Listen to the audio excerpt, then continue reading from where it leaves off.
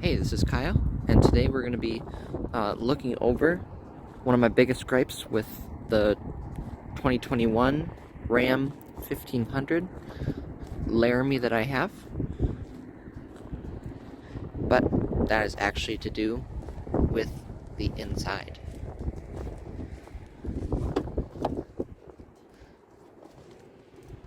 So once you're inside, it's a double-edged sword. It is nice that I have all of the physical controls, the dials, and not the giant 12-inch screen. But that comes at a cost of wired CarPlay. So I'm going to be looking into a potential solution, and we'll be documenting that here. Now that we're inside the truck, we can take a look at what my actual gripe is with the truck. And that has to do with the infotainment system. So the current way that you have to do Apple CarPlay, if you want to use navigation and everything on your phone, you can see it says no phone connected, you want to pair a phone. But that's simply because with this system, the Uconnect 4 with the 8.4-inch screen that has all of the physical dials underneath it has CarPlay and Android Auto, but it is only when it is wired in. Whereas if you get the 12.3-inch, it has Uconnect 5, which is wireless CarPlay and Android Auto. Let's take a look at how Apple CarPlay looks currently, and that is you have to plug it in to your phone, so that once you plug it in, it'll pop up on the screen, and you can do anything that you would with your maps, any navigation that you want to be doing. You can set it prior on your phone. You can set where you're going to be going. You can select your music, and you can change anything that you want. And that's all utilizing your phone for your navigation instead of the built-in navigation that Chrysler has. So you can set your destinations on your phone, click go, and it just pops up right on here. But if you're like me, you don't want to have to get in your truck every time and plug it in. So I found a solution, and that solution is the Garland Kit U2W Plus. There's two versions.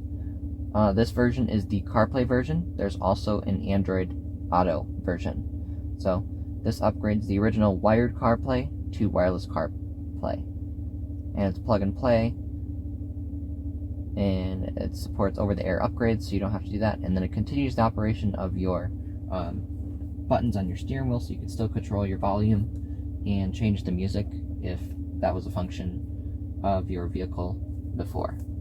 So it doesn't add CarPlay, it just changes it from a wired CarPlay to a wireless.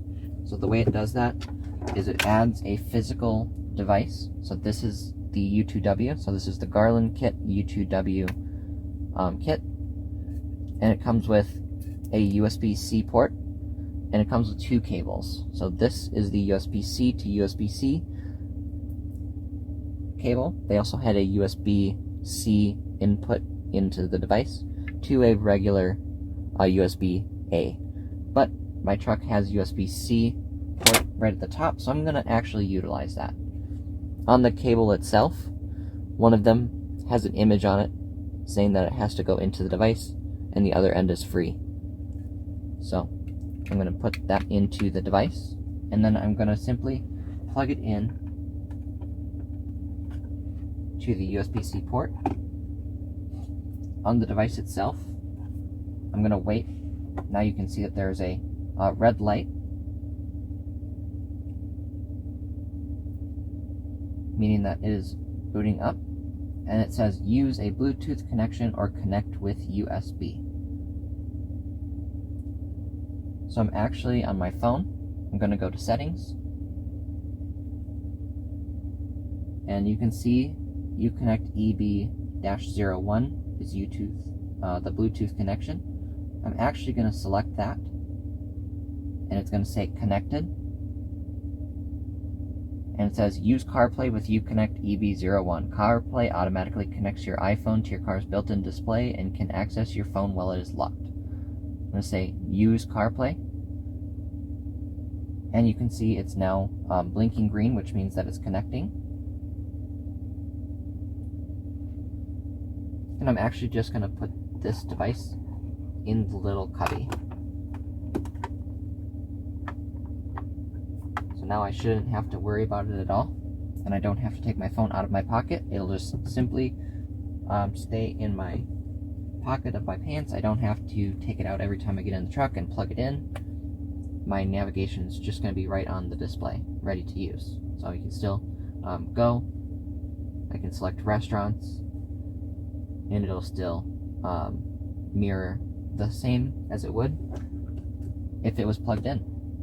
Now, I have been using this for about a week, and during that week I have found out that there is a slight delay of 3 to 5 seconds. So make sure you know your turns before you actually do the turn, because because of that delay, you'll take your turn, and then on the screen you will be just turning if you've already completed the turn. So just make sure you don't miss your turn. Just know that there is that delay, and turn ahead of your turn, or know the street name. Look at the street names. The street names do appear on here. Just look at them in real life as you're driving. Or you can use the wire if you absolutely need no latency. But I've found this to be super convenient because this has no key. So you just get in the truck and you just select run. So let's do a whole sequence of connecting. Let's go ahead, and we will turn the truck off completely. So you can see the navigation's off. This is blinking.